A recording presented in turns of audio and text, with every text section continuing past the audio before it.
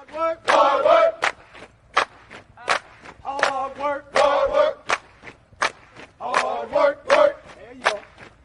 Forward! Hard work, hard work, hard work, hard work, hard work, work. There you go. Forward! Hard work, hard work, hard work, hard work, hard work, work. There you go. Forward! Hard work, hard work, hard work. Fall in. Hard work.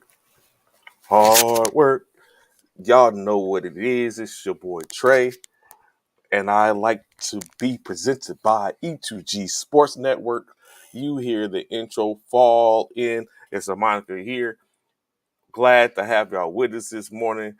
Of course, your favorite vets on the nets as we get ready to talk and get into some of the stuff that happened over the course of the night, the day, all yesterday. Some interesting things came up, of course. One of the most interesting, not necessarily sports, but it is a conversation. Donovan, I'll get to your comments momentarily, but it is a conversation. The world was going, it do, don't it, Eric? It do, fam. So I see here you pulling up with the Lindsay joint. That's what's up. I can't do mine. I ain't like mine, so I didn't do that. But in any case, in going with the like I said, a lot happened yesterday in sports. But one of the interesting things that happened, not necessarily sports related, but it did involve a sports figure, is Herschel Walker and the Georgia runoff. It's crazy, right? So of course, my first day back at work after a couple of days, and I wasn't really able to get on any social media, or usually I tend to like the news, so I take a look at the news here and there to be abreast on things, but I was not abreast on the runoff. Of course, I wasn't abreast on the runoff for me because I don't live in Georgia, so it wasn't necessary. I wasn't necessarily something I would really pay attention to, but of course, when I did get on social media, I seen all these comments. It was like, "Yo, what's going on in Georgia? What's wrong with Georgia? I had this dude." So, of course, I had to go and do a little research and look it up and see like what's going on in Georgia. I got all these people, all my friends and everyone in an uproar when, as opposed to the runoff. I figured it was a runoff. I knew it was a runoff. I could say that much. But I was like, "Yo, what's going on? It's really good." And of course, when I finally took a look, I and found and caught it. It was basically all about Herschel Walker and his potential election for the state, as he was up against Democratic Senator Raphael Warnock, and they was in a runoff, and it was hell of close when you look at it. Only a couple of percent when you look at it. They're separated 1 to 2%, and so you gotta. It was like over 3 million votes for both. And some of the conversation in which I was seeing was like, why is it even close? And it brings back what a lot of people bring is like, of course, don't share the views because I haven't really looked at it, but it has been a ongoing conversation in reference that Herschel Walker would not have been we all know running back, Dallas Cowboys fans all know but it was said that he wouldn't have been an ideal candidate to be a senator for the state of Georgia, or even maybe for anywhere. Honestly, I think Republican, in which a lot of people don't like that he has a connection to or engages with Donald Trump. And so it was just a whole uproar when it was looking at how close was he. So it brings up the fact or the question in reference to when we're talking about politics or anything. It doesn't necessarily have to be politics. Voting is a key aspect of life at this point. It doesn't necessarily have to be voting for a president, voting for. What's good, Leslie? Glad to see you in formation, brother. Glad to see you here. But it doesn't have to necessarily be voting for a president, a senator, a mayor. It could be anything. You have any where you a certain vote um, that can be conveyed in the smallest of things. If you with your significant other voting on where you're about to go eat, where you're about to take a trip to, you know what I'm saying, when you're going with family and you don't, if you're not in on that vote, you might end up somewhere you don't care to, or vice versa. So it's like, so voting is key. Of course, we put a lot of premise on it when it comes down to, especially people of color, African Americans, Hispanics, Latinos, or Asian, Pacific Asian Islanders, Americans, all that type of stuff. When you look at the things in which we are talking about, which the ancestors, those who have come before this and preceded us, not having the ability or the to vote, and now you do, or now we do, and we don't take that full advantage of that. How it can or will be detrimental in some ways. It can be. Of course, a lot of people talk about. I've heard conversations uh, it was on the ballot to be removed from so where I think it might have been Georgia. It was somewhere what I read. I don't quote me on this. I want to give you false information, but I did see where it was on the ballot to be removed, and it didn't get removed. Or it might have been here in Louisiana. It was somewhere where slavery was on the ballot, and they wanted to remove it, and it wasn't removed, or it was voted, or something like that. I had to look into that research, not necessarily sports related, but for the sake of the conversation. But yeah, so in state is, if you have the rights, utilize the right, and let's not do it just when it's beneficial to us, because it wasn't beneficial to our forefathers and everyone, and now it is available. And I know a lot of people that don't vote, in which, saying, to each his own, honestly, is you have the right, saying, the Lord was died on the cross to give us free dominion and right to, say, the decision. It's not necessary. It's not a sin not to vote, but get out. Sometimes you got to get out there and do what you got to do to help move cultures and your love everyone move forward. But I get off my soapbox for this morning. Just something to think about. But in any case, yeah, crazy thing. And matter of fact, I keep on looking at Eric's picture, fam, and I'm like, yo, so what is up with the Lensa? Yes, sir. So what is up with the Lensa joint? Like, who is filling these pictures? I know if you go and take a look at my beloved co-host page, um, he has it going. There's a lot of people who have it going on. Um, I personally don't see anything wrong with it. Honestly, I know a lot of people have been cracking jokes. I know I seen someone that had a picture of one of Martin Lawrence's characters, in which is like everyone's pictures looking like this. It's crazy. Social media is crazy. Social media is crazy. I don't block it. It allows me to be able to do what it is I do every morning. So, but it's crazy how something catches and it gets to going, and of course, it costs what, about $6, a little over $6 to get your lens of photos and stuff like that taken care of. It's crazy. Um, but it's catching and everyone's into it. Hey, do what y'all do. You know what I'm saying? Art is a expression, all types of mediums, and this is just the latest medium that's out there. So yeah, I'm loving it, seeing the pictures and stuff like that. Some of them um, very entertaining. Others, saying a certain mystique. Media is all media. In-state is all media. Um,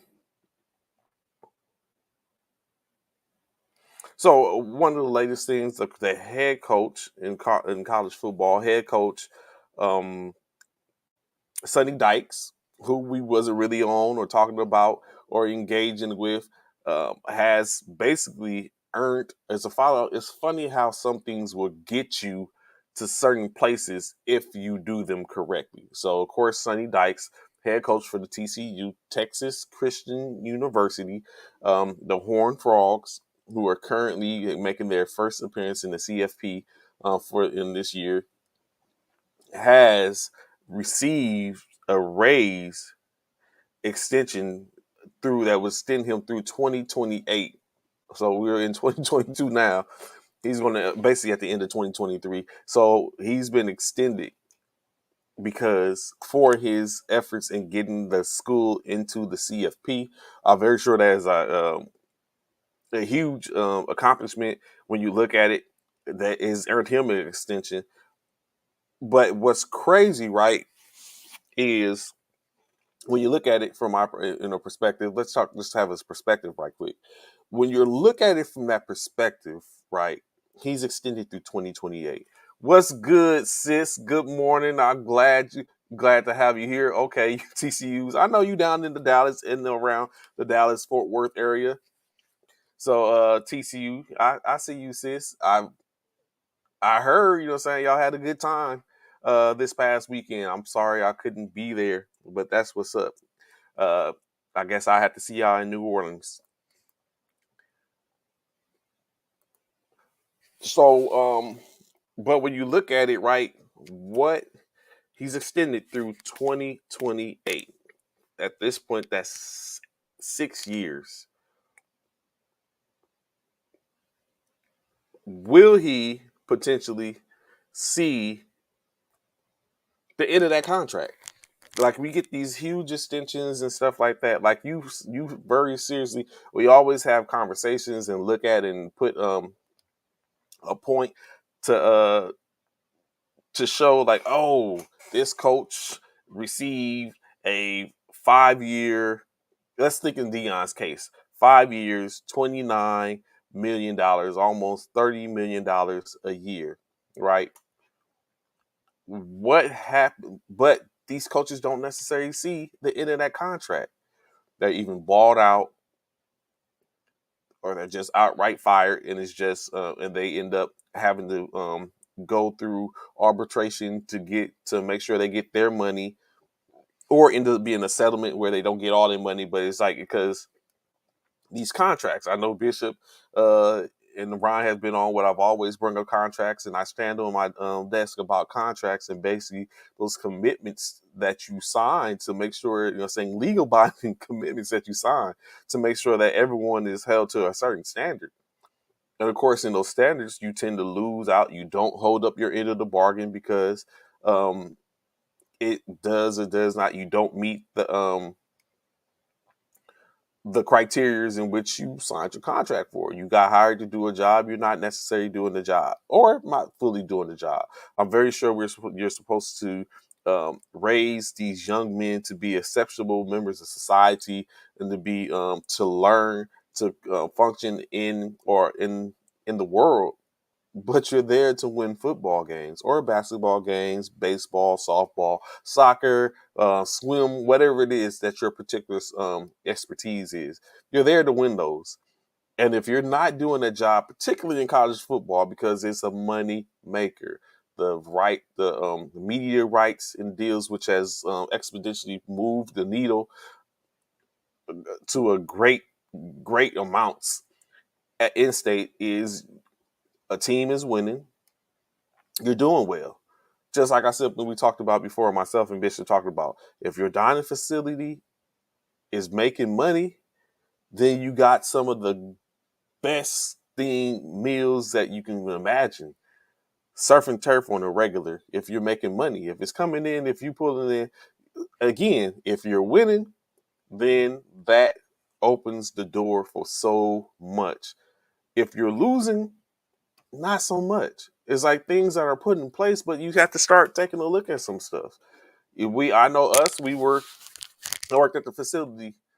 Leslie too. He's another 92 get down. Matter of fact, we worked together in JBLM. As I was just about to say, I was assistant defect manager in JBLM during some of my tenure, as at JBLM, right? And but initially I started out as a rations room NCOIC, and that account needs to be right. And it could be hard sometimes to stay under, depending upon. But when you're not making any money, it starts to have an adverse action on what's going on. And so that's the same thing when you look at the concept of these media right deals, or if you're winning or not winning. Think about it, right? Oh, I'm getting a little off topic, but think about it, right? Actually, I put a pinch to that right quick. I'll come back to this, but I do have something to think about when it comes to that with the media joints. But like I was saying with the account, like, and then it'd be crazy, like what just passed Thanksgiving. It'd be crazy because you go all out to do all kind of things for Thanksgiving, and to make it, you know what I'm saying, it's a huge thing when it comes to military feeding. Uh, it's a show. You put on a show, and the end state was when it comes down to it, it's money spent. And if you don't get a lot of people to come in to balance out that account, it starts to cause problems. And I ain't gonna necessarily say it was a problem for us, but what ended up happening is our facility went from just like any other facility serving breakfast, lunch, and dinner to just serving breakfast and lunch, and we was closed for dinner because we wasn't getting the utilization, a high amount of utilization. So again, if you're not making money, things have to happen. And that's what happens. So as an organization, as a university, or as a coach, if you're not winning, then there's no one coming to the games really, except for those people who are committed and locked in, i.e., maybe your students that are willing to separate with their money to come watch your game, but watch the team win, whether good, bad, or indifferent. They want to do that. Additionally, same thing with the media rights. If your conference is trash, no one's paying to see. No one wants to. There's not really money going into people seeing this. So those slots that you have that you're filling with with the conferences, or even the CBSs and stuff like that, no one wants to pay to see. No one's sitting to watch those games, and there's no money being made. So that's why these, with the SEC winning or teams like USC going to the Big Ten, that makes a huge difference because now USC is a team that someone wants to see, regardless of what Bishop or Ron or anyone would say. People want to see the Trojans play. They're a historical franchise. I mean, a historical organization, institution, and saying tend to do work in college or football over the course of the years. So everyone wants to see that. So yes, them going to the Big Ten brings some more products to the Big Ten network or whatever the Big Ten is showing because people want to see them. You got Michigan, Ohio State, Penn State. Now you add a USC to the fray that you wouldn't see any other time. Now you get a chance to see USC. You know what I'm saying? And they're high. Then they're Lincoln Riley, who is pretty good coach. Now you get to see that. On the other side of the spectrum, you lose that in the Pac-12, so now they have to try to replace that with somebody or something to, to recruit that. They have Oregon, Utah is high flying right now. They're on the Deion Sanders is there now in the fray, so now he has star power just from his name alone and what potentially he's going to do. And now it becomes a whole. I don't like reality TV myself, but everyone likes reality TV. You potentially have reality TV going on for the most part. So that becomes a whole type of a different type of thing, and it's about the almighty dollar in state, and you're saying how you strategically place yourself to get it. No different from anything else we do in life. Just like we talked about Deion taking the job, it's strategic placement. Whether he may use his money for other things, but that's what basically happened. He strategically placed himself to where he can get money, get paid more, and now that allows him to strategically use that money to do what it is with it, whether it's buy a house, save it, invest it, however he's going to do, donate it. He allows himself to do that, and it's all strategic at the end of the day. Leslie, one thing about sports though, they get revenue through TV, merchandise, and other avenues and commercials as well, regardless of wins or losses. They do, Leslie, but of course, winning helps you to sell that stuff. Winning helps you to sell that stuff. If you think about it, if you're a part of an organization, right, and you have to spend money to do certain things, if the organization is doing well, and regardless of depending on your aspect and your perception of what it well is, if that organization is doing well, then you're more likely, I always use to separate you from your money. You're more likely to do that. However, comma, in the terms of my my cohort, if you're not doing well, then no one wants to do that. No one wants to support. You start second guessing and questioning your loyalty to that organization, and you start looking at like, why did I sit up and even one become a part of this organization or connect or connect myself to this organization when it is or is not doing what I initially thought. Just some food for thought. No subliminals. Um, but yeah, so all that comes in play at in-state, in my opinion. For me, from my standpoint, perceptions are what they are, and usually that's their person's reality. So yeah, so now, like I said, Sonny Dykes got the bag, gets the extension.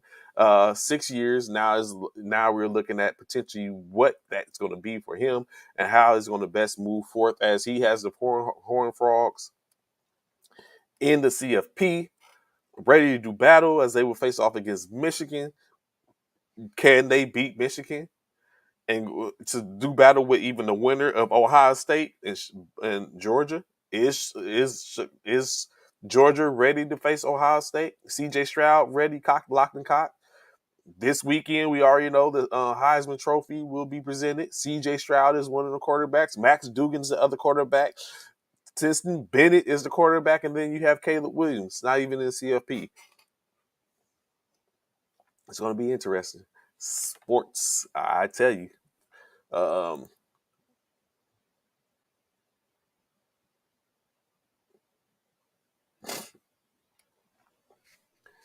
it's all a part of it, Leslie. It's all a part of it. And say, I guarantee it. Um,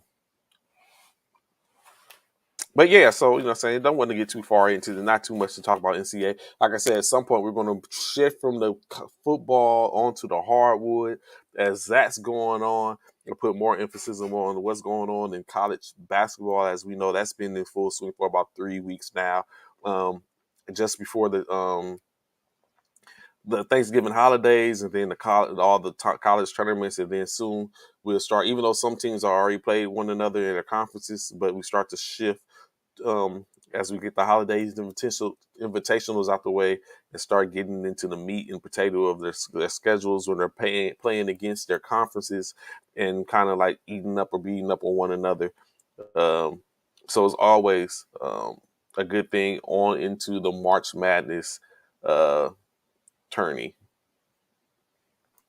Where we at? Where we at? NBA, NBA action. Old term y'all already know is fantastic.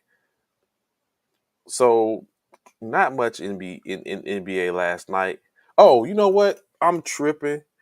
Hey, college football this weekend. The time historic theme event. Go Army, beat Navy, or if you're on the opposite side of the spectrum, go Navy, beat Army. The Army Navy game takes place this weekend, December 10th. I think Army leads the series. Actually, let me look that up right quick. I don't want to put any false narratives out there or be like I'm riding for one particular thing. Let me pull that up right quick. Um, but yes, that's going down. You know it, Coach. You already know what it is, Coach. You already know. Go Army, beat Navy. Being in Joint Base Lewis McCord, I was able to play in our version of the Go Army, beat Navy, going up to Mass. I forgot which naval air station it was, but going up to play there. It was an event sponsored by USAA, so it was real wild.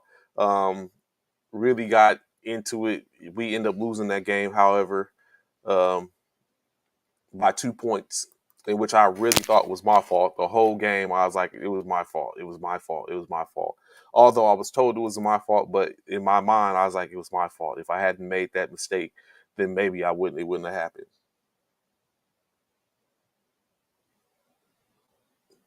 Stop it, Anthony. Stop it.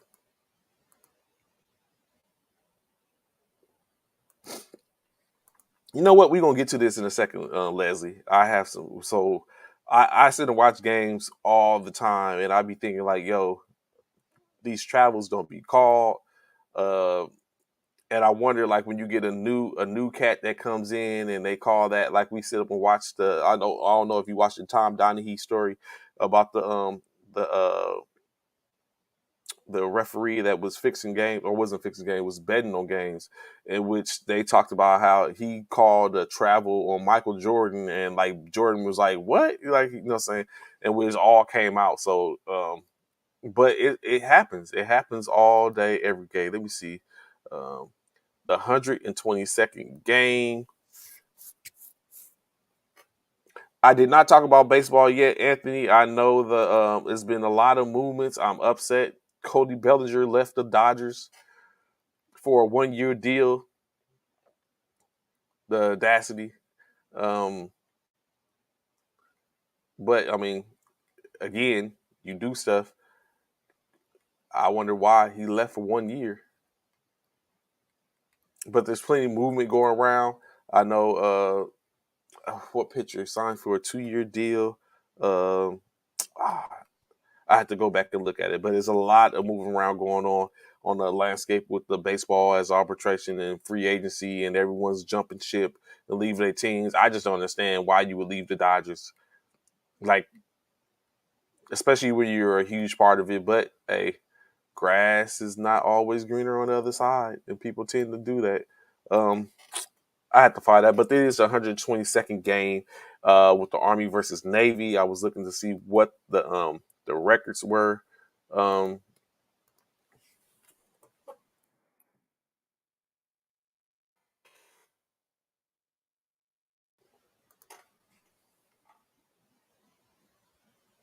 oh, Donovan said Trey Turner. See, Trey Turner left too.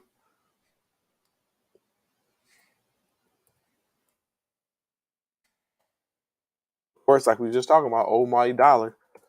So I don't mad. I'm not adding him. Aaron Judge betting on himself and won.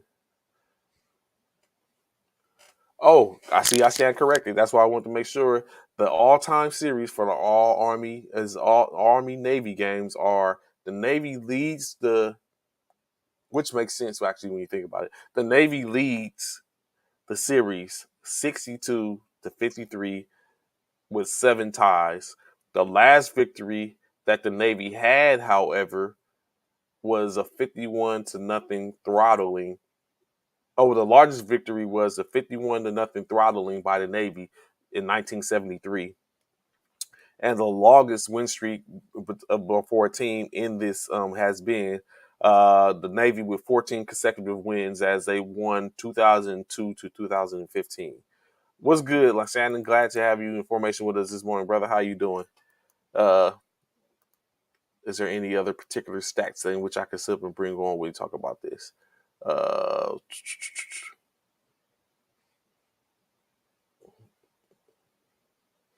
it would be paid on at Lincoln Financial Field this year.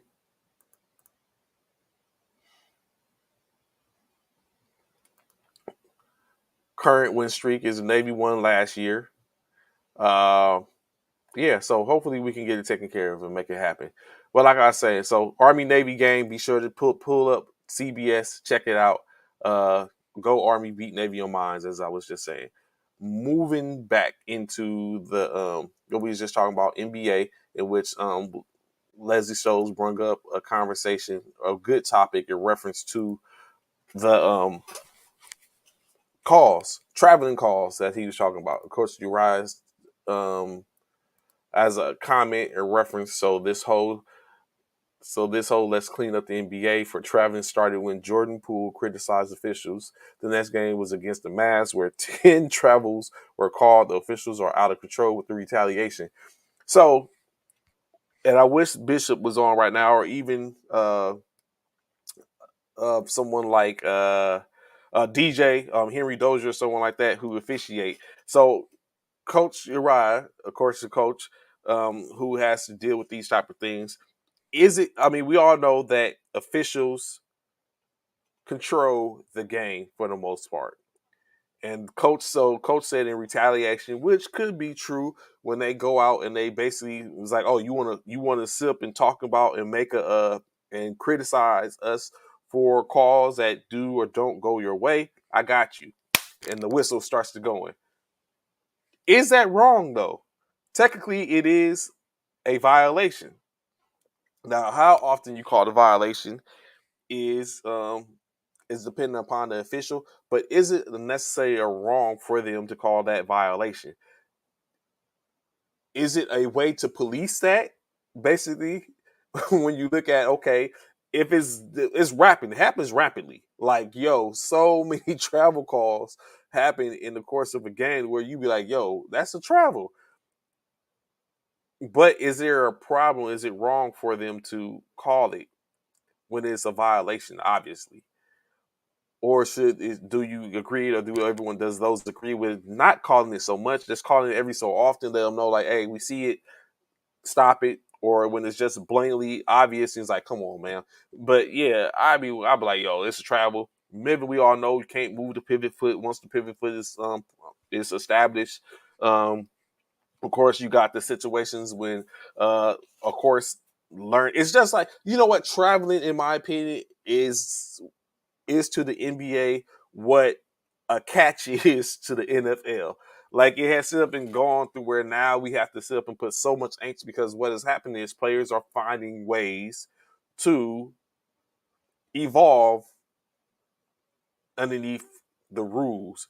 And the evolution is a little bit different. I mean, you can't necessarily, like, the catch rule has evolved for whatever reason, and it keeps on going and doing whatever, no differently than what something I saw the other night with with Patrick Mahomes that I was about to sit up and blow up about, but I realized it wasn't the same. Where when he got the ball knocked out of his hands and going, and it's like he crossed the plane, and I was thinking to myself, like, why is this? It's like he jumped, he went airborne. He should have, he didn't survive the ground or whatever case like that. But instate was that he was running, so it was the same thing as opposed to catching the ball in the securing the catch in the end zone and coming down with it. But still, the evolution, like, of course, we have people like James Harden that made the league or the officiating go back to the drawing board to take a look at, because his uh his ability or what he did to circumvent or dissect the rules to be to his advantage with the whole dribbling, the gather and moving and all that type of stuff. Another situation, Spencer Dinwiddie called out a senior official, Tony Brothers, of course. Oh yeah, and then which Brothers had to be set out a while. He called out Brothers for a comment. The next game, he was ejected for a flagrant foul too. It's a fraternity, coach. You already know where to go. How's it get down? One of the things in which I was talked about, I was told, right? Well, I'm not going to go that far, but yeah, it's a fraternity. It has to be. It's like, you do this to one of ours, we do this to you. So, Coach, you're right. Are you saying and stating that there should be a okay? I'm getting. That's what I was getting to. A situation to where the officials have too much power.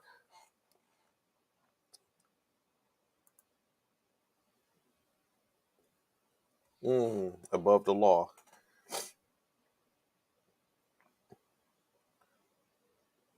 Sister Duke, I did see the portion where he called out brother, saying that Tony Brothers said some choice words for him, and Tony Brothers sat out the next game in which he was supposed to officiate. So Coach Uriah is basically saying that he believes that the officials are utilizing and abusing their power um, and ability to control the games. Leslie says there's too much power for the officials. Standing was just like carrying. I haven't seen a carry call in a minute, but it definitely happens quite often. So,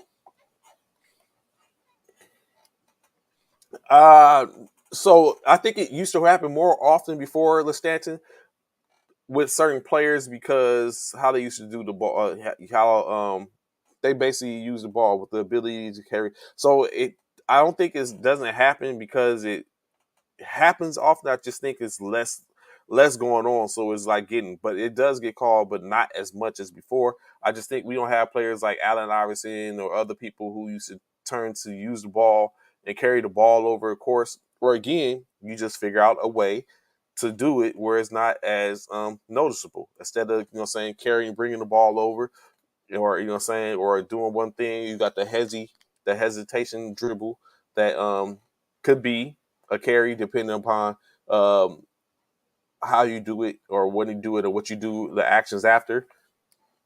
Donovan, James Harden, 3-step jumper. It's always been a travel. So it's not necessarily a travel, Donovan. It's the gather. It comes out the gather. Like you gotta watch and pay attention to some of the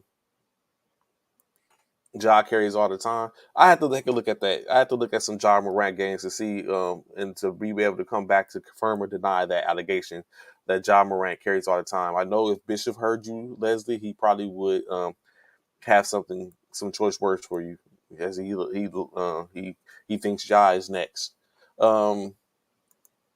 Is Vegas gonna tell you this? Anthony Price, the old Molly Dyer again, Anthony. That's what we come down to. Is Vegas? Vegas is doing this. I'm telling you. We're just gonna put it on the money. Must be the money. What else? What else? What else? I don't want to miss anyone's comment. Stoves going back. I seen a report where some teams purposely get the best refs, and some teams get like rookie refs all the time. The NBA needs to clean that stuff up.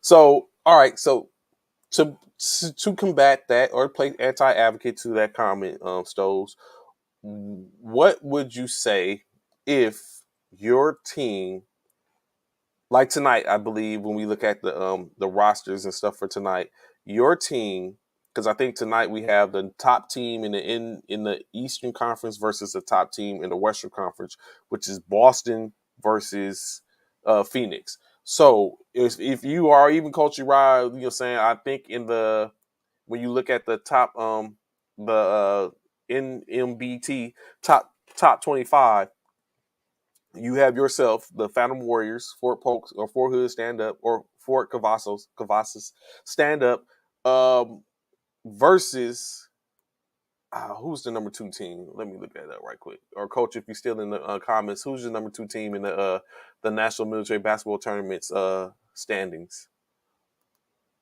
Or Coach Richardson, whoever, anyone in the military basketball world. Pardon me, why? Take a look at this right quick so I can get my point across. Why I said Lackland Air Force Base. Appreciate you. Thank you, Coach. So if Lackland versus Phantom Warriors, or Lackland versus interesting. Nah, I thought about that. But Lackland versus Fort Hood, right? You want the best officiating you can get that has the most unbiased connection to the both teams. So you want the best officiating you can get, because you don't necessarily want a rookie in there calling that game, because it could be a big game. It could be a game that has major ramifications for the most part. A loss, when you're top tier teams, can be very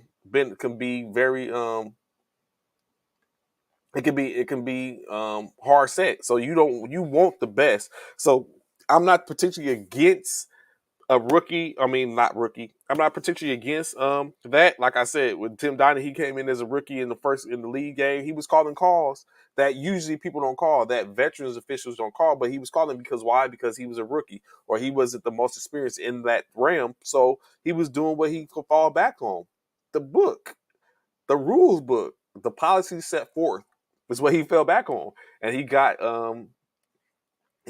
ridiculed for it in a bit. So I don't think it should be all rookies. I think it should be a mixture of, saying in-state is that type of mentality. I'm not saying y'all have a certain mentality, but that type of mentality I despise, due to the fact of how do you move forth and become proficient in what you got to do if you're always relegated down to the least lesser. You know what I'm saying? I can't move forward. That's like if you're applying for a job and I would say you need this type of experience. Well, how do I get this type of experience? It's like when you enlist in the Army, they're not saying you need to be able to shoot, move, and communicate before you get there.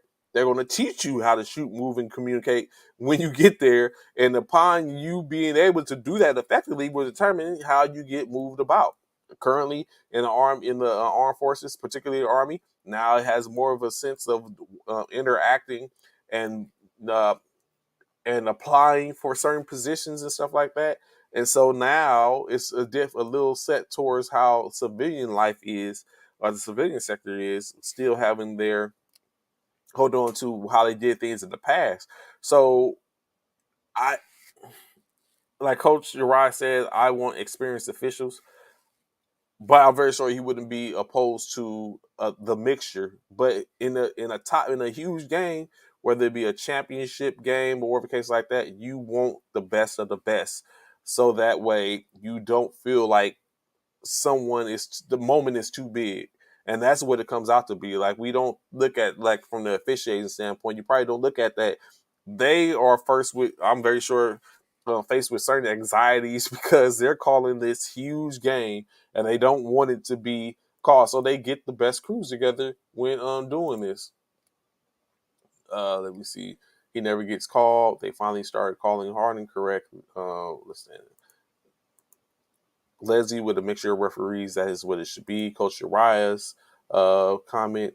The NBA's highest level of basketball. If you are officiating, whether it's your first year or 20th year, you are the best of the best at that level. It doesn't matter. Correct, Coach. And like I said, that's why I only could go back on what it was when I was looking at the Donahue situation. Is like when he finally got called up to the big show for him as an official, he was legitly calling calls. Like I said, the situation where he called the travel on Jordan and he got reprimanded for it in a sense. And it's like, saying what Jordan was irate because he called the travel on him. Like, how dare you? It's the rule, fam. You should get it called on you. But of course, as he learned, then his counterparts, his veteran counterparts, kind of like let him know, it's like, you don't call that on, him, yada, yada, yada, which, I disagree with. But of course, in certain aspects, when you are a certain person or you have a certain mystique about yourself or around yourself, or you have things go different for you. It can go a little bit different for you. But yeah, so so we got into that completely before even getting really into. I love this show. Before even really getting into the topic, but it was a good topic. Ghost status. That part, the standing GOAT status has its perks. And that was before Jordan was really the GOAT. You know what I'm saying? We all knew his how he got down. But yeah, being a certain person has certain perks in state. That's what it is. Superstar, all-star, the best player on your team, maybe, you know what I'm saying? You in your home court, your home stadium, home gym, whatever case like that. Certain perks are extended to you unofficially for being who you are. And you know what I'm saying? But that doesn't necessarily mean it should happen, but I'm sure it tends to happen.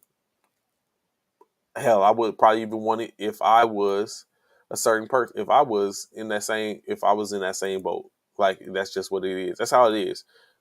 It's a social norm. Um, which I don't particularly like social norms particularly, but in any case, it works. It can work for you. Or against you, I guess you could say. Where am I at? Going back. So, getting into last night's games. It was only 3 games last night. My beloved Lakers, of course, played. Donovan with the Iverson's perk was he don't have to practice. Excuse me.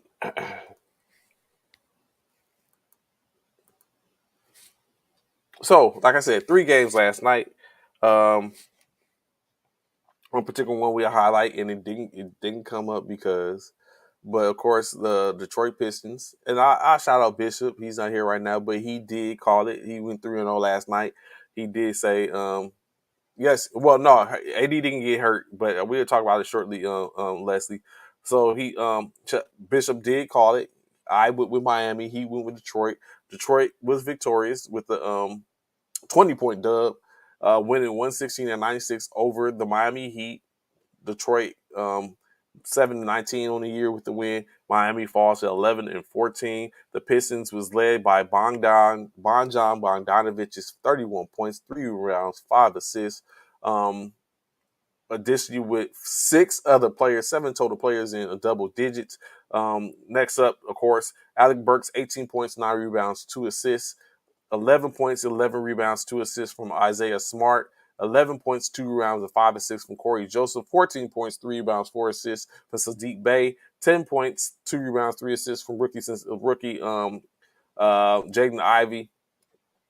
Of course, contributions from Kevin Knox with 7 points, Jaden Duran with 4 points, and Marvin Bagley the third, 4 points, 4 rebounds in the game. For the Heat, they were led by Tyler Hero with 34 points, 3 rebounds, 6 assists, 21 points, 15 rebounds, 2 assists from Bam Adebayo, 11 points, 4 rebounds, 2 assists from Max Strus, 9 points from Victor Oladipo, 5 points from Duncan Robinson. Duncan, you're wasting LA, scoop him. Nikola Jovic, 5 points, 1 rebound, 1 point from Drew Smith, 8 points from Kyle Lowry, and Haywood Highsmith with 3 rebounds and 1 assist on the night. He said if he sneezes in this area, he goes down. Who are you talking about, Victor? Victor's made the glasses. Who are you talking about, Leslie?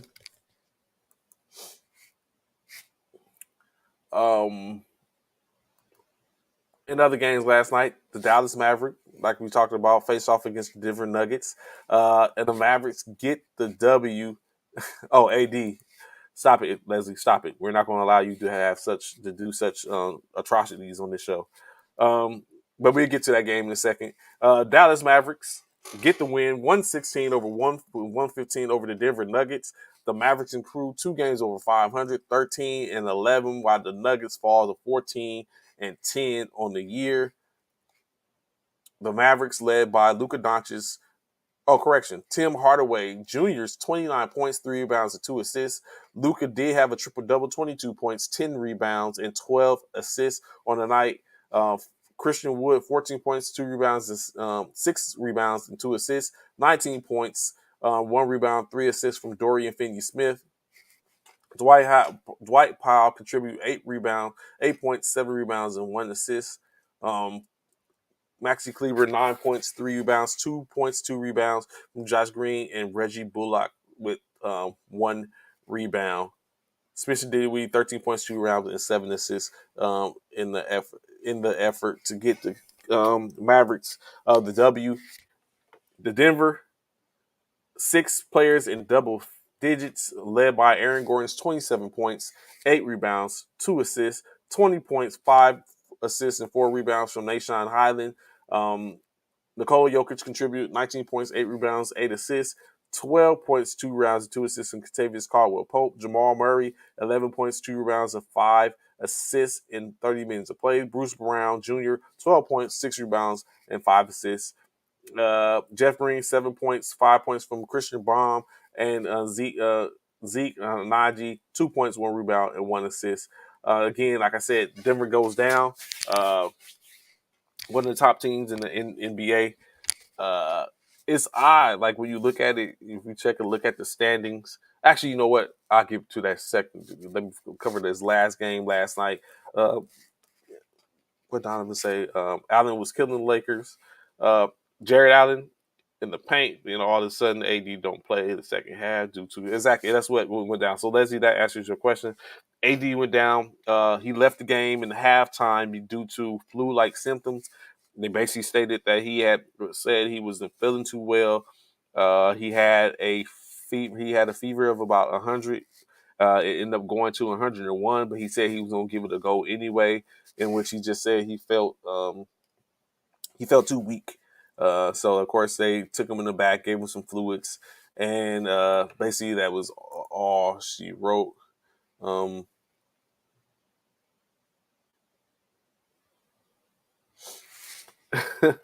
And here we go again with the comparisons. But I mean, everyone has a look of what that means. Some wills are greater than others. But the Lakers did fall to the Cleveland Cavaliers, ending what was their latest of a 2-game win streak. They're currently 2-1 or their 6-game road swing.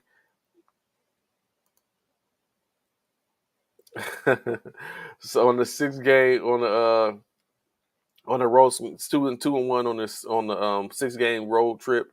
Uh, the Lakers, led by LeBron James, 21 points, 17 rebounds, and 4 assists. We didn't get a chance to talk about it the other day, but LeBron has moved past Magic Johnson as 7th on the all-time assist. So what was that, last week? I believe he passed Magic Johnson. Russell Westbrook, 16 points, 3 rebounds, 3 assists. 16 points, 1 rebound, 1 assist from Dennis Schroeder, both coming off the bench. Thomas Bryant in relief of AD, 19 points, 9 rebounds, 1 assist. Of course, you can't replace what AD had been doing over the last games, averaging 35 points a game. Troy Brown, 5 points, 4 rebounds, 1 assist, 2 points, 4 rebounds from Damian Jones, 2 points from Juan Toscano Anderson, 7 points, 1 rebound, 3 assists from Lonnie Walker the fourth. Anthony Davis in 8 minutes of play, like I said, he left in the second half, was 1 point, 3 rebounds, and 2 assists on the night. Patrick Beverly back in action, 5 points, 1 rebound, 2 assists. Austin Reeves, 8 points for the Cavaliers that were led by a 43-point outing from Donovan Mitchell. 43.6 rebounds, 5 assists as he led the side. Darius Garland, 21 points, 3 rebounds, 11 assists. 24 points, 11 rebounds, and 1 assist from Jarrett Allen, as Donovan was saying, was giving the Lakers the business. In 9 minutes of play, 2 points and 2 rebounds from Kevin Love. Isaac Okoro, 3 points. Seti Osman, 6 points. 7 points from Karis LeVert, 2 rebounds and 4 assists to go along with that. Even Mobley, 7 points, 12 rebounds, 2 assists. Lamar Stevens, 2 points. And Raul Neto, 1 point, 1 rebound. As the Lakers fall to the Cleveland Cavaliers. Yeah, I was about to say Mitchell was definitely that guy. 43 points on the night. He basically turned it up. That's why they brought him there. The Lakers lost twice to Cleveland in the season, which Cleveland finalizes their play this week. This year, sweeping the Lakers 2-0, which that was the first time LeBron had lost to a team in which he laid up against Cleveland in his career, where it was a clean sweep with the 2 games. But in any case, it's the first time for everything. And other NBA action, of course, the Brooklyn Nets are due to have their guard center combo player Ben Simmons out for his 4th consecutive games, 9 games total for the year so far. Basically, he's suffering from a discomfort in his knees, as well as a calf strain. It is expected that all this comes from the back surgery and the multiple minutes in which Ben Simmons is playing. So the idea is that that's what everything is stemming from him being him playing those minutes. So, of course, they're going to take a look at what they can do to circumvent all that. I think the idea of Ben Simmons, especially, is pushing possibly limiting or monitoring his minutes and him not playing so much to help him to overcome what is his ailment. So, currently, like I said, is out currently 4 games. He's been out 4 games and 9 on the year. So that is the expectation to help Ben Simmons overcome that. Additionally, Golden State Warriors called up James Wiseman from the G League affiliate, the Santa Cruz Warriors. As you know, James Wiseman has been down there for about 2 or 3 weeks, in which he's been gone or has played 7 games. In those 7 games, he's averaged 16 points, 10 rebounds, and 1 block a game. The reason for his call back up isn't necessarily because he's improved, although they did say he did record his first plus game with a 17 plus game.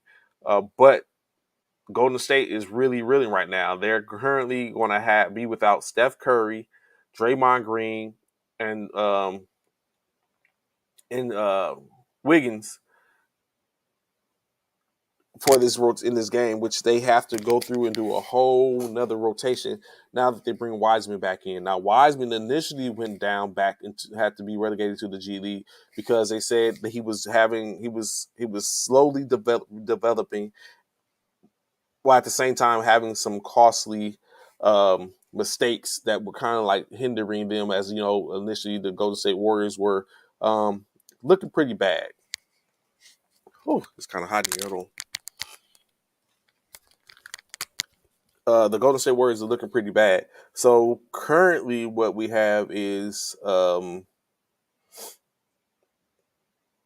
he's going to be back in the fold, part of the rotation.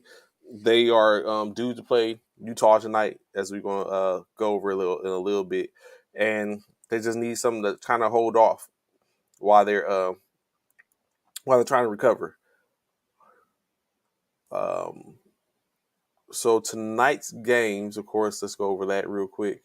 The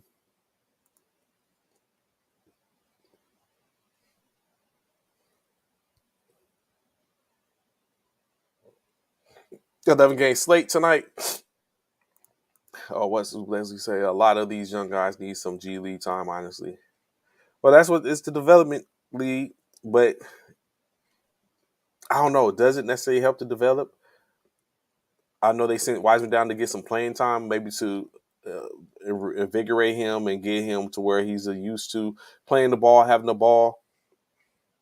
Is a little bit different. So I don't know if always being in the G League always helps to develop the players, especially when you're playing against your peers for the most part. Everyone in the G League is not always NBA caliber, although they were in the NBA at one point and then they got sent down.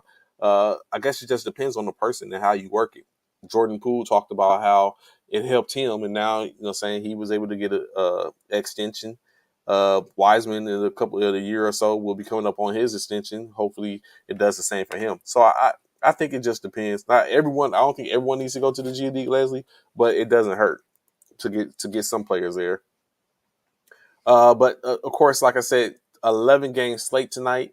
First off, what you have is the Orlando Magic. Leslie's Stowe's Orlando Magic will be hosting the Los Angeles Clippers. The Toronto Raptors will be facing off in the hosting the Los Angeles Lakers as they go on their back-to-back after losing yesterday in Cleveland. The Brooklyn Nets, as stated before, will be facing off against the Hornets, hosting the Hornets, most likely without Ben Simmons. The New York Knicks host the Atlanta Hawks. The Chicago Bulls, shout out Coach Uriah, will face off against the Washington Wizards in Chicago. The Milwaukee Bucks will be doing battle against the semi-hot Sacramento Kings. The Minnesota Timberwolves will face off against the Indiana Pacers in Minnesota. The Memphis Grizzlies will be hosting the Oklahoma City Thunder. The New Orleans Pelicans, second best team in the West. Who would have thunk it? Will be up against the Detroit Pistons, the Utah Jazz. You know what? I could get tickets to that game, but it's so far away. That's a 4-hour drive on a weekday. Not going to happen. The Utah Jazz will be, as Forrest mentioned, facing off against the Golden State Warriors. And last but not least, the Phoenix Suns will be hosting the NBA best Boston Celtics. As we said before, the Suns are the best team in the West. So you basically have number one in the West versus number one in the East going at it in the late game, the last game of the night. Could this be a potential crystal ball look into what the NBA championship could be? It's kind of early. He's still not just surpassing 25 games in the league, but it could be. So interesting enough,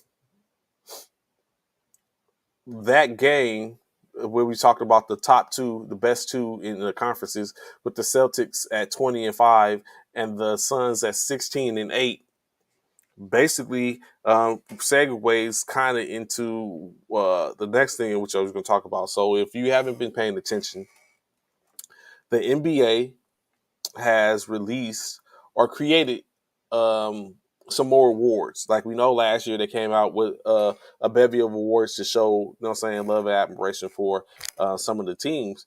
So, of course, they created all the division awards for each division winner. It created the Eastern and the Eastern Conference and the Western Conference awards.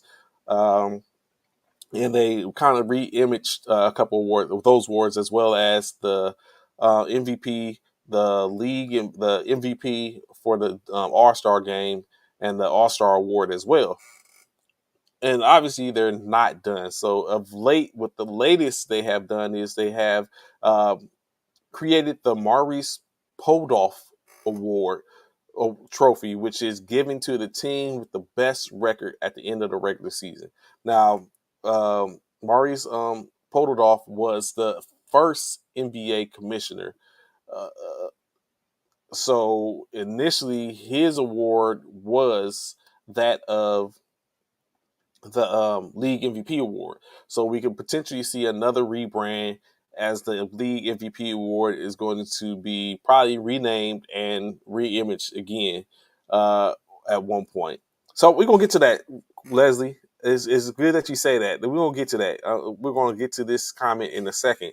So additionally, with that, the NBA has went and also created or named other awards. The only one they didn't name was the NBA Executive of the Year Award. However, they did re-image the award, but they have also renamed in the Sportsmanship Award, which is now the Joe Dumars Trophy, the Red Auerbach Award, which is now the award given for the Coach of the Year, and the Timing Strokes Best Teammate Award. So the Timing Stroke Trophy would be the Best Teammate Award. Red Auerbach Trophy would be given to the Best Coach of the Year, and the Joe Dumars Trophy would be presented to the Sportsman, an NBA Sportsman of the Year.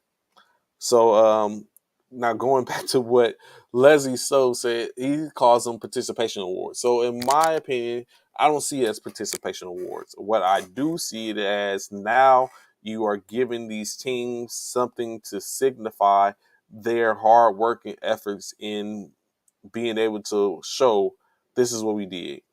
This is what you do. It's just hardware. Psychology of play, in a sense. Basically, in some cases, it's a psychological thing where it makes people go out and try harder, because there's something at the end of it that you can get that can signify and let it be known is that you were the best of the best in this case, in which in the NBA that's what it is. So all those awards given is just something to say, okay, you did. Now it can be looked at as signification, because in-state is not the championship. You don't walk away with the hardware, but in-state is, hell, even the championship does certain things. Like we was talking about earlier, with the better team being that you don't necessarily have to be the best team, but if you win a championship, you're in a fraternity of people who have not done it. In the NBA, 30 teams go through an 82-game season to just for the chance to get in the playoffs, and then go through another additional 16 games to be crowned a champion. Only one team can walk away with that distinction. And it doesn't necessarily have to be the very best team that had the best record throughout the course of the year, or the best team in general. So it just depends on your perception. Again, that's people's reality and see how they look at it. So it could be considered participation awards, or it could just be looked at as, we're giving something to these individuals or these organizations for being able to go through and weather the storm.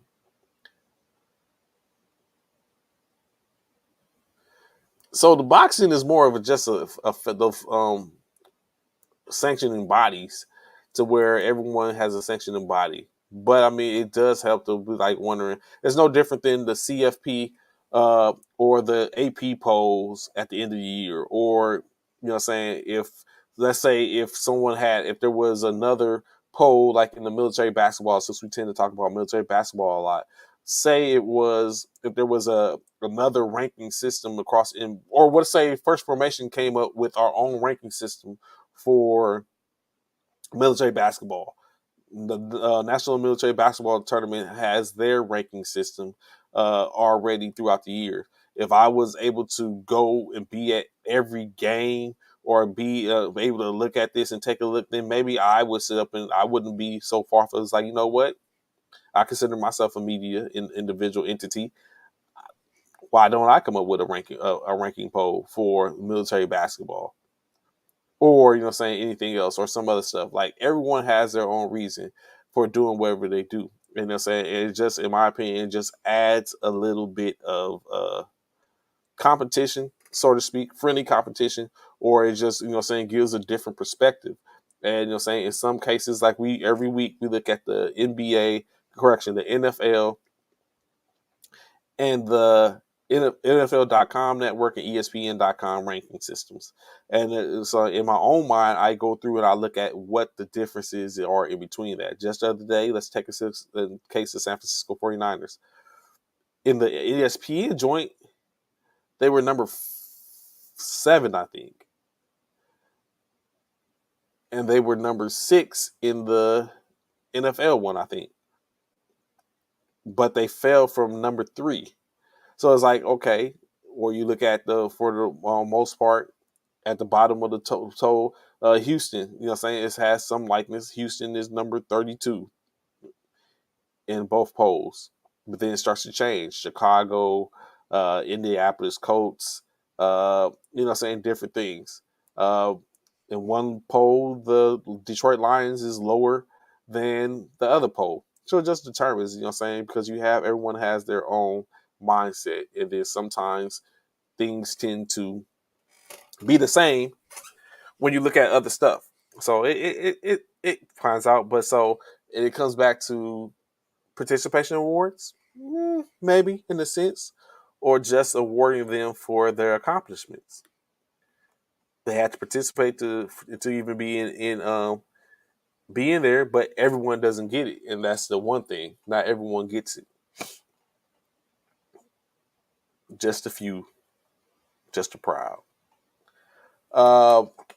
So before we head out and go on to the next topic, let's take a look at what the league, i.e. the ESPN, says when it comes down to affording course. So ESPN has their power ranking for this week that came out. And we'll go through it right quick before moving on. At number 30, Leslie, the Orlando Magic at 5-20. Previously ranked number 27. They moved down this week to the bottom of the list. At number 29, after a hot streak, they are ice cold. The San Antonio Spurs at 6-18. Previously number 29. I guess they moved up with a W. At number 28, the Detroit Pistons, who tend to be falling now. That with Cade Cunningham on the sideline, but they did move up 2 spots from last week, from number 30 to 28. They are 7-19 on the year.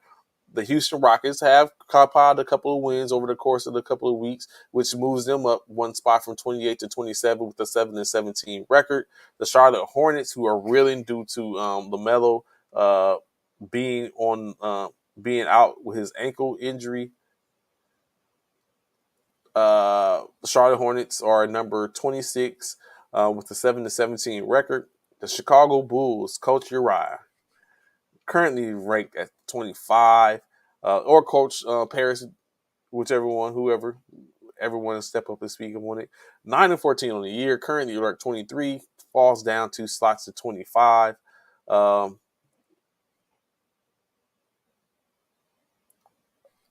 As I was looking here, when DeMar DeRozan, Zach LaVine, and Nikola Vucevic are on the court together, they are -6.3 points per 100 possessions.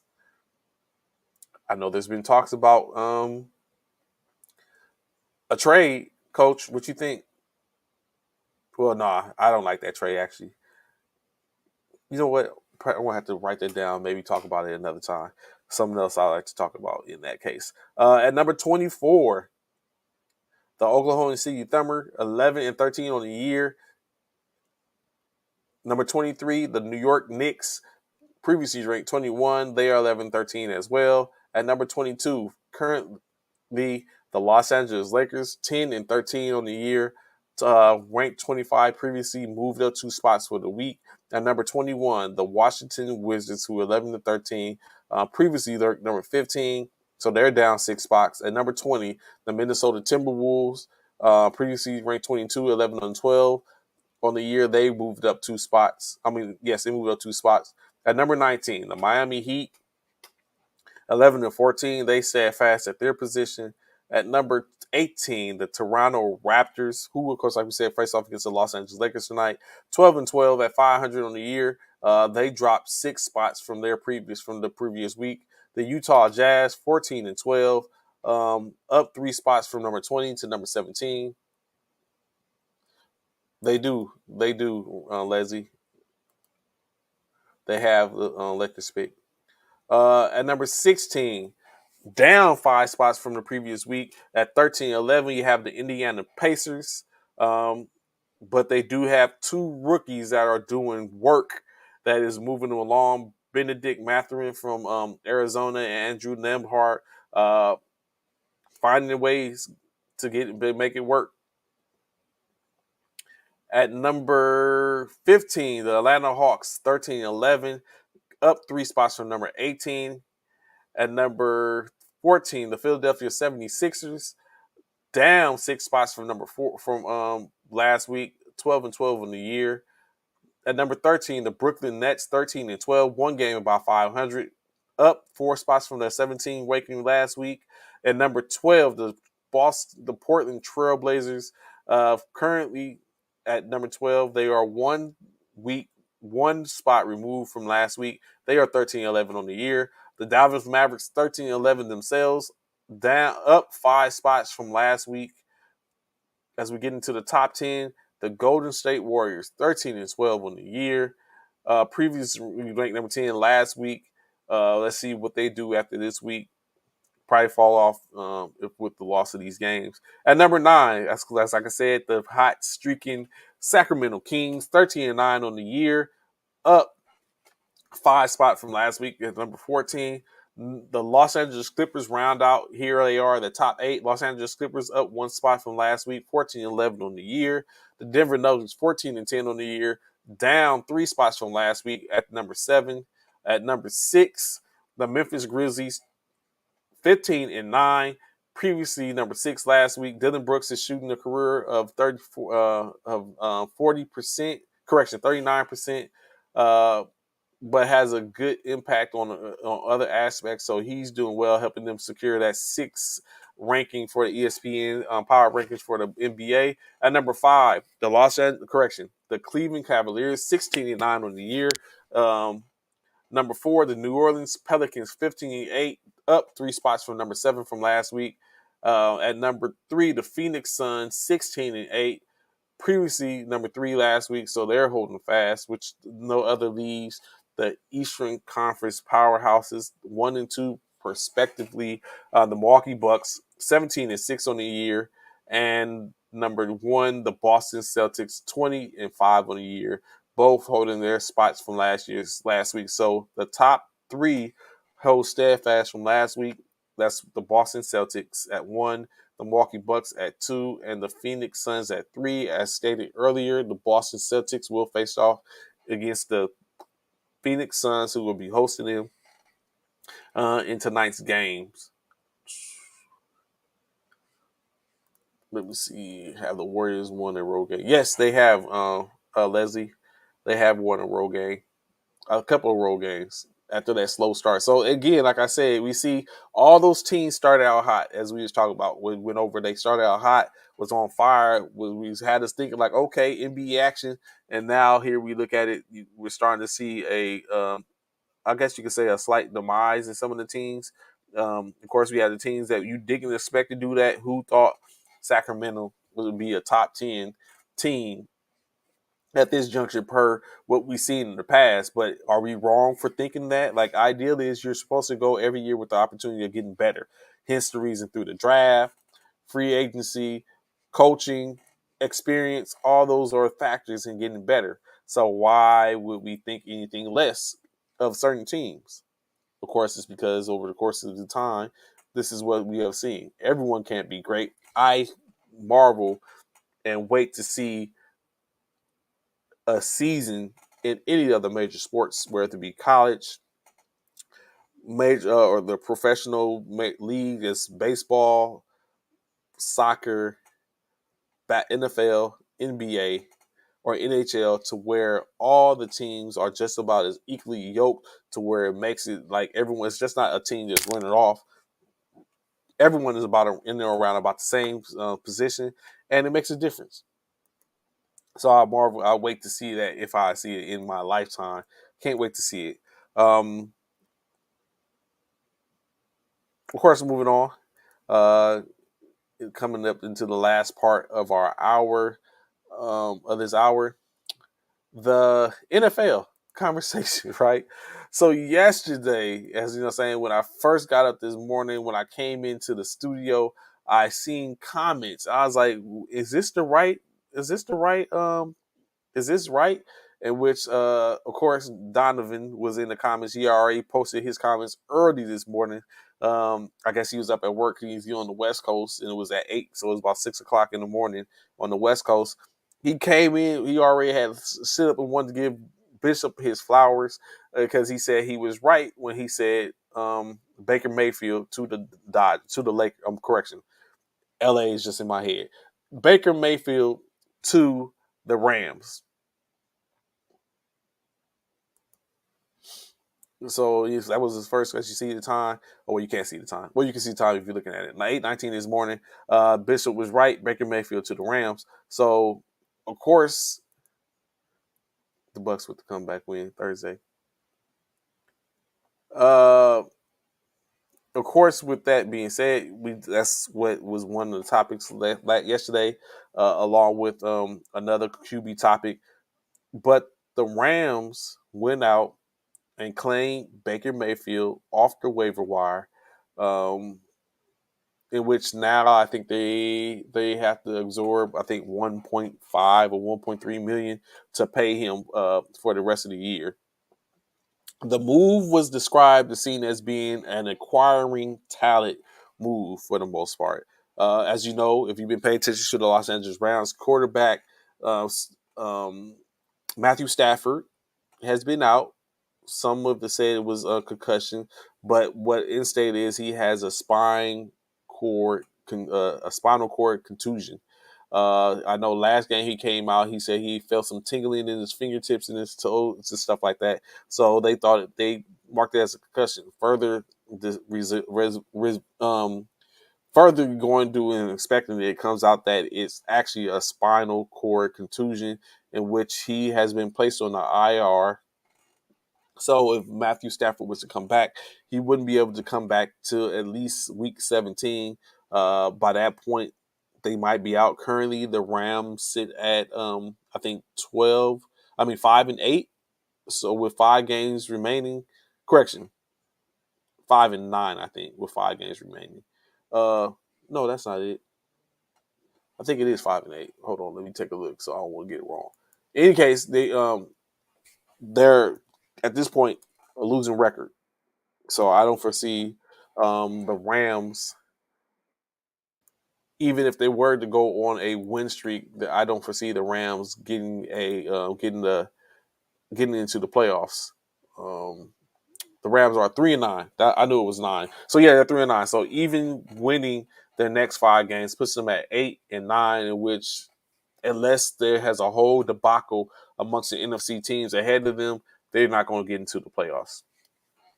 So, but of course, that being said, Sean McVay stated that he doesn't foresee Matthew Stafford coming back to play again this week.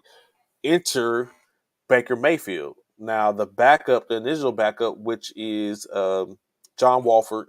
He was out with a neck injury for the most part, which allowed the opportunity for Bryce Perkins, who was a third string quarterback, to come in and play. However, the Rams are on a 6-game slide. They haven't won in 6 weeks.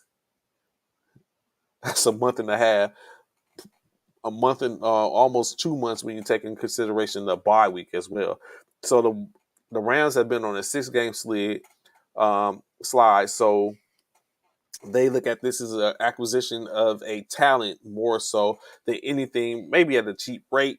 Of course, they're going to have to pay him next week because he is coming up on his extension, a rookie extension, or a free agency. Uh, they did send Baker Mayfield a playbook as he is expected to arrive in Los Angeles even last night or early this morning. Sent him his playbook so he can study it on his way. There's a possibility because they play the Las Vegas Raiders tomorrow on Thursday Night Football. There's a possibility that Baker Mayfield may see some action. So you may have a situation to where Baker Mayfield is there playing, as he was, like you said, playing by the Rams. I was kind of, I'm not going to say I wasn't, that it wasn't going to happen, but I was kind of open to him. But I like Brock Purdy. I really do like Brock Purdy. So, I look forward to seeing what Brock Purdy can do. Of course, saying that's sliding into the next topic. San Francisco 49er quarterback Jimmy Garoppolo seemingly avoided Lance Frank surgery on his foot as they said when they got some other opinions. It's just a break for the most part. He doesn't have any essential damage in your ligaments. The bones are set properly still, so it's just a broken foot. So of course they'll handle it as such. He would not need surgery. He basically probably cast it, and he could potentially be back in, say, 7 to 8 weeks if everything goes right in healing with the proper rehabilitation. Now, of course, that kind of the only problem in which that brings up for the 49ers is they have to kind of make decisions right now, right? Potentially, and this is where some things come in when we talked about before on the show. So potentially what can happen is the 49ers can get Jimmy Garoppolo back in week 7 or 8. In 7 or 8 weeks, which will even one put them at the divisional or the playoffs, the conference championship, NFC conference championship, if they are able to be there, right? But this comes to mind if the 49ers are able to get into the divisional round of the playoffs or even the conference championship round playoffs with Brock Purdy, why would you remove him at that point? That means he's played 9 games, and puts you in position to go to a Super Bowl. Now, I got to keep in mind that doesn't necessarily mean that him being able, they would play Jimmy Garoppolo. It's just he would probably move up and become maybe a second string and able to get in if things aren't going right. But it's not just that. So the San Francisco 49ers, you only get 8 options or opportunities to activate an injury reserve player every year, right? San Francisco has already used up 6 of their 8 activation slots.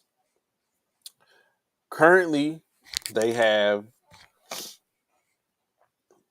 Javon Kinlaw that is on injury reserve and has an opportunity to be activated. You have Elijah Mitchell, who just went to the IR and has the ability to be activated. You have Trey Lance, although is not expected to come back, but he has an opportunity to be activated as he recovers from his ankle injury. So you have players in which could be activated. So if they were to put Jimmy Garoppolo on the IR, now you have another player in which yet you would have to activate, and you only have 2 left for the year. What do you do? They can continue to carry Jimmy Garoppolo on the roster as a third string quarterback, but now you're eating up a roster spot for someone else that you could potentially bring up that is going to be able to lend a hand if needed. So San Francisco is in kind of a quandary where they have to determine, do we or don't we bring in another someone else? Basically, this roster, they have to be doing some roster moves and make some good decisions. Because if they do get someone else that they need to call up, that means they have to send someone else down. So all this based upon keeping Jimmy in the fray for the most part. One thing I do not think they would do, I do not think they're going to put him on the IR. Because if you put on the IR, you have to serve 4 games. And I think if you put it on the IR towards the end of the season, then they're not able to participate in the playoffs. What's good, Zach? What's going on, bro? How you doing, fam? Glad to see your information this morning. How's it going in there? Sunny Hawaii.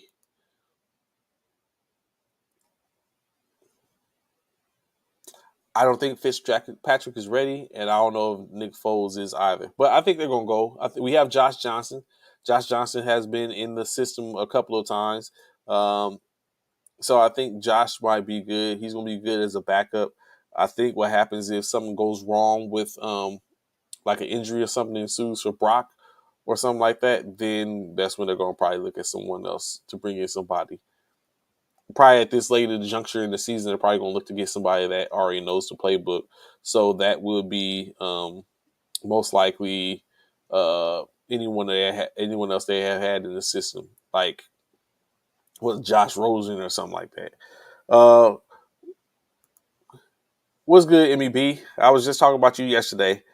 I see that I played you in fantasy and you're on a rip 8-5 from a person who's never played fantasy football. I don't know. You could have been a ringer. It goes back to I thought about the conversation which we had. I was like, no, do this. And that now look at you. Now potentially you can maybe put me out the playoffs. Funny how the tables turn. It's good to be back in the warm weather. I bet. Oh, you talking about from this week? Because I know you was there this weekend, right? You was out in Tennessee. What else we got? What else we got? Oh, Cowboy fans. You are being called to the table as there's some concerns with Odell Beckham Jr.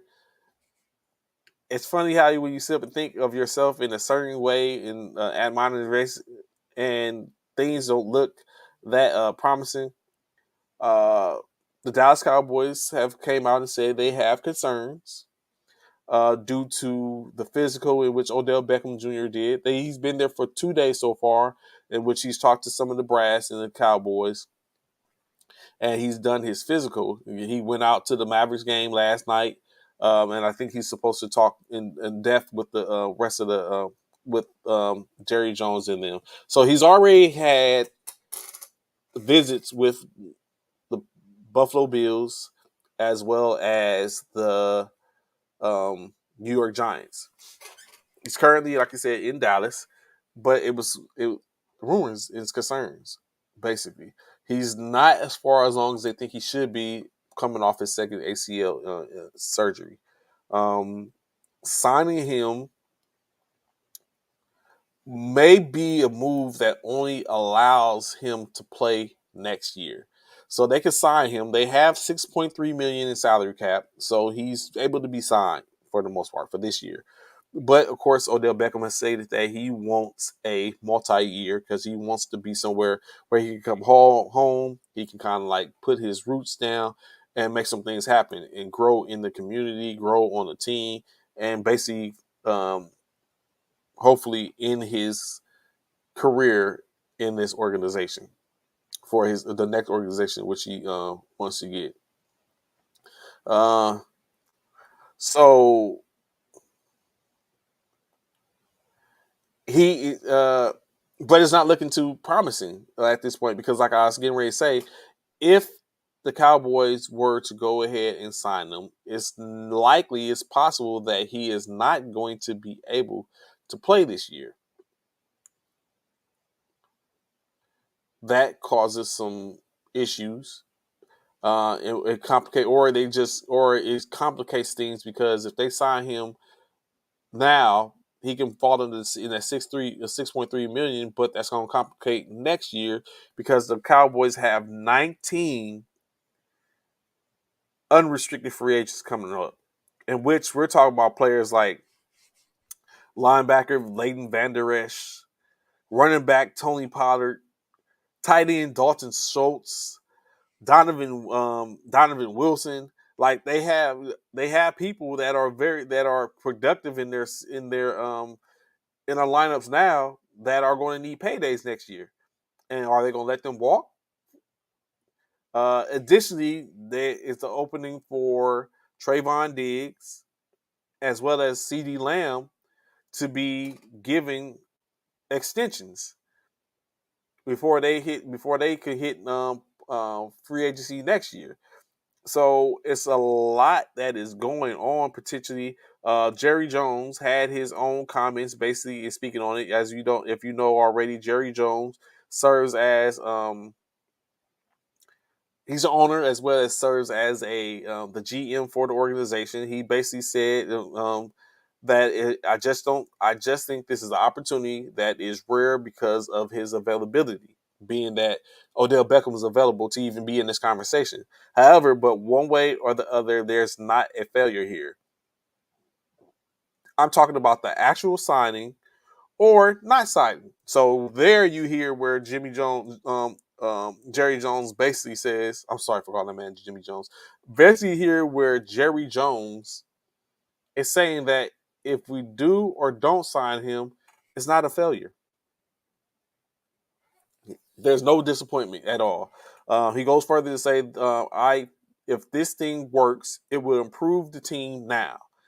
It would improve it this year. If we don't have that, then we're in a positive situation as well. It has to improve us now. You know that it's pretty tall order.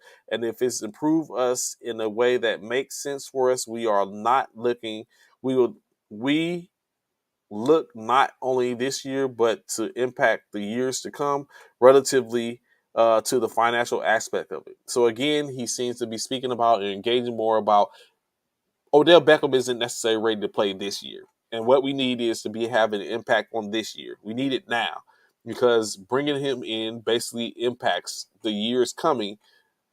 And like I said, 19 free agents particularly coming up, unrestricted free agents that are going to have an impact on what he has coming along in the later years.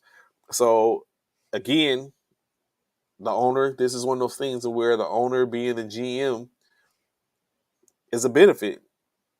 You make the call and you live, or saying, in lack of a better terms, die with the decisions that you make. You can't get fired. But again, it can impact. So that being said, I don't know. I know it was while at the game, Odell Beckham was stopped, and the question was asked to him about what does he feel about what are the possibilities of him signing with the Dallas Cowboys, and they said he gave us a large smile and said, "Very good." Of course, Jimmy Jones, well, he was on 105.3, I think, the Fan in Dallas, had a different thing. And of course, you as the player always want to sit up and speak on yourself and be like, "Yeah, I'm good. I'm feeling good. This is a good situation." Yada yada yada, hooply hoopla. But in any case, maybe not the best. What does Zach say? Oh yeah, Jimmy getting hurt. They really killed me this weekend. They can't keep that weather in Tennessee. Speaking of Tennessee, thank you, Zach, for the segue. The Tennessee Titans have fired their GM, John Robinson, after the lopsided loss in Philadelphia. So I don't know. Does it have a connection due to the fact of um, Robinson traded AJ Brown to the Philadelphia Eagles, and then he comes back and helps to put up 35-10 smacking on his former team with 2 touchdowns earned. I don't know. Robinson, however, was key. He did help by he drafted AJ Brown at one point. He also drafted Pro Bowlers Derrick Henry and Kevin Byard at some point. He also brought in free agents, DeMarco Murray and Ryan Tannehill and Braden Treywick at some point from free agency. But of late, none of his draft picks in which he's done has made it to a second round or it's made it to a second contract with the organization. Is that saying that he started to dwindle on his ability to pick teams? Is that what that meant? Um, in any case, the owner says she just basically was looking at it where she sees an opportunity for the team to grow, and of course, she in anything in just like any time else said that she wishes the best for John Robinson and his family. Currently, the team will be governed by Vice President of Player Operations.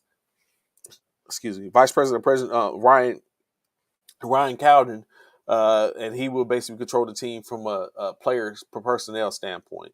Of course, you know a GM usually does everything from ticket sales and day-to-day operations for the organization as a whole. But in this case, Ryan Cowden is going to serve in a um, player aspect, player personnel aspect, which could potentially mean later on. We've already passed the trade deadline, so we know there's no trades or anything going on. But as far as maybe bringing in or picking up free agencies, releasing some people, and all that type of stuff is some of the roles in which he that are encompassing in his role as the player personnel, GM and player personnel. Additionally, which plays in that, the Philadelphia Eagles have placed defensive end Robert Quinn on IR as he would have his knee scoped. He has been the out with for one game. He left the game last week in which he said he had some discomfort in his knee. They're expected to do a scope, and if they're doing a scope, they're going to go ahead and place him on IR, which allows him to come back um, 4 games later, in which he 4 games. We put him at week 17 to where he can get back in the fray if he is recovered. Additionally, quarterback Lamar Jackson for the Baltimore Ravens was seen to have suffered a PCL sprain, in which allows him to be out the expected, as initially reported, a week-to-week injury. He is expected to be out this week, in which backup quarterback Huntley is going to take over at the helm. They did bring back their quarterback Huntley back into the fray, someone that already knows the system. Kind of like in the same image as the other 2 quarterbacks. But of course, he was released before for a roster spot in which they didn't want to carry 3 quarterbacks. So yeah, you have that put in position, and it's interesting. So maybe the last topic that we're going to have talk about briefly for this second. So I know I have some service people who were service members in the comments. If you're still there, I asked this question, right? Did you or have you allowed your subordinates or the soldiers in which work for you, sailors, however, depending on whatever your branch of service was, airmen, marine, coast guardman, did you allow that subordinate to speak their mind if they felt like they didn't do something or wasn't included in something in which they felt they would have been a benefit in doing that? Have you just allowed them to speak their mind, go on a tangent and say whatever it is within reason? Have you allowed that? Have you ever done that? It's a reason I asked the question. I'll give a few seconds for anyone to answer. Uh, uh, uh,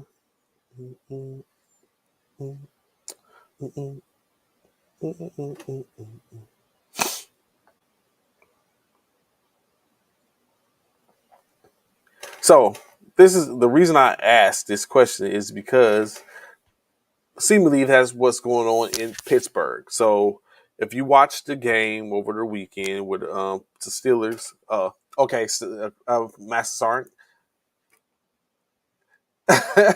So see this is all. So of course, Styles, yes, the right environment, not in front of a lower enlisted. Okay. So it sounds you saying 1-on-1. If y'all was 1-on-1, you went ahead and let them express themselves. Tawan said depends on how they did it. So I know for me personally, I allowed my soldiers to saying sometimes express themselves. But I would say like my saying was always up, hold up, don't get too beside yourself. Like saying, let's keep it. We can have a conversation, but we need to keep an understanding that I am who I am and you are who you are. So saying let's not get too far. So basically what came about, however, is Pittsburgh Steelers got got a W this week, but the rookie George Pickens, their rookie receiver George Pickens, had an outburst in reference to his role in the offense. So basically, Brooke Pryor from the ESPN reported that uh, in the fourth quarter, during a change of possession, there was a point to where Pickens walked off the field in Atlanta because they felt they beat the Falcons. He walked off the field and said with a loud outburst saying, "Throw me the effing ball." At this point, so and asked Mike Tomlin how did he feel about that. Tomlin said he was okay with that. He's like, I'd rather say "whoa" than "sick 'em." He's like, he wants a guy that wants to be a significant part of what is going on and what it is that they're doing. But there is an appropriate time and professionalism and maturity that you're supposed to express, in which is something that he says they have to work on and grow on. But saying it will continue to happen. But he's at that spirit of competitiveness is what he's looking for. What he wants, and he wants a guy that wants the ball or wants to be a ball thrown. So I had that made me, like I said, act that question and think about on that question, like soldiers, which I have, in which presumably there was only one. Like, of course, in any job, and if you're a supervisor, you always get people that have something to say in reference to one, even your supervisory leadership skills, or just saying how things go. And then sometimes it isn't always conducive to work for them. Sometimes you get caught up and get a conversation about things or how it works for the benefit of the group, good, bad, or indifferent. But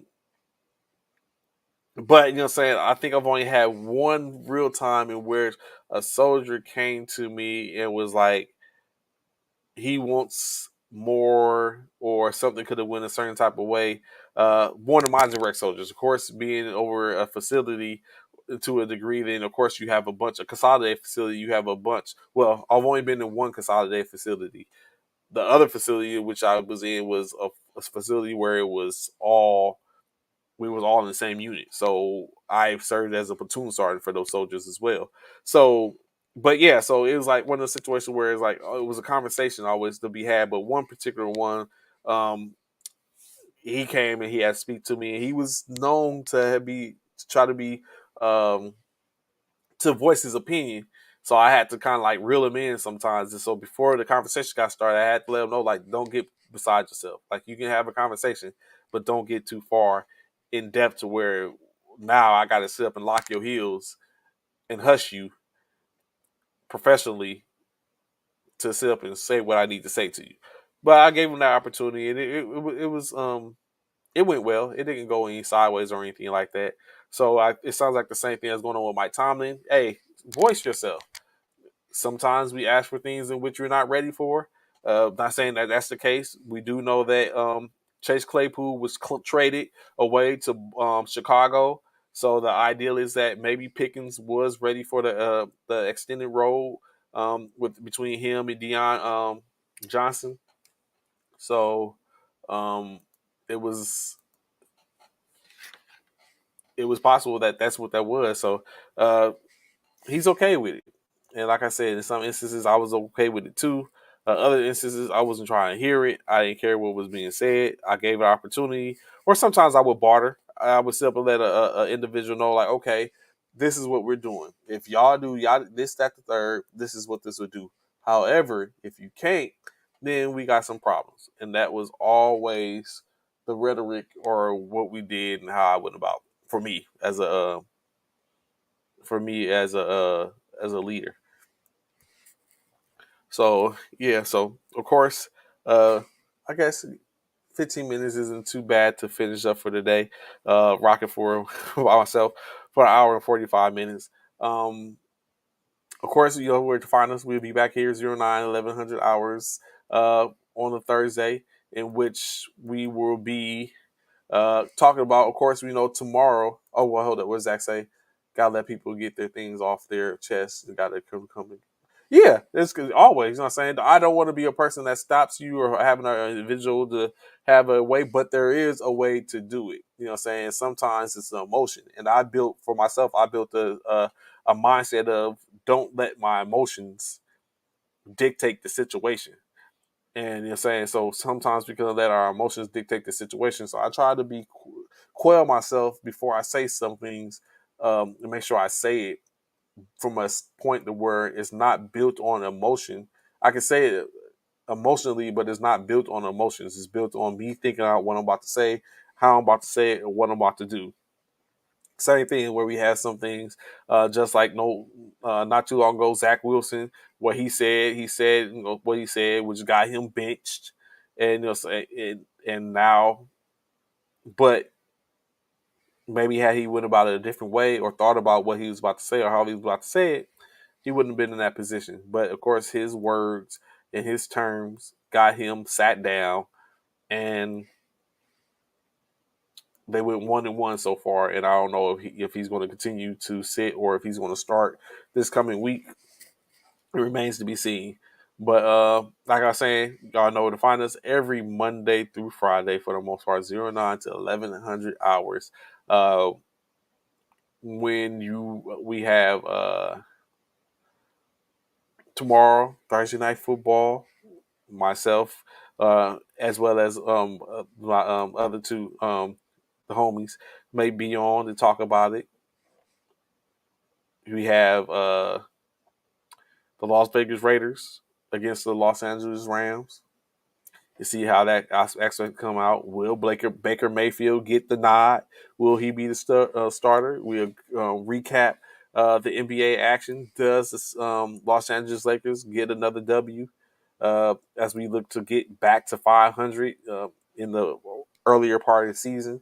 You take a look at some of the Major League Baseball's signings and how that does. I see where Anthony talked about Aaron Judge, so we'll get a conversation in that. See what's new in the CFP, what's going on. Has Deion Sanders found the defensive coordinator? As I said yesterday, uh, Sean, the former Kent State quarterback. And I think I seen somewhere where he was looking at Zimmerman as a defensive coordinator for those young men. So we'll see what moves Deion is making, and some other coaches that are the coaching carousel going on in the college football. We start to make our way into college basketball. So plenty to talk about. You know what I'm saying? But that's all that we done talking about with for today. I greatly appreciate y'all rocking with me this morning. Tawan Smith, Zach Styles, Leslie Stokes kept it going. Anthony Donovan. I know Coach Uriah was on popping in.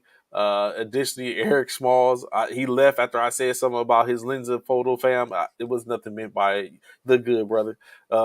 Sister Kanique was TT. Glad to have you at tapped in earlier this morning. And of course, all y'all high speeds greatly appreciated. But that's the show for today. Look forward to seeing you tomorrow morning as we get ready to hold formation. Look forward to you falling in. Until then, y'all enjoy y'all Wednesday. If Bishop was here, he would have said it's hump day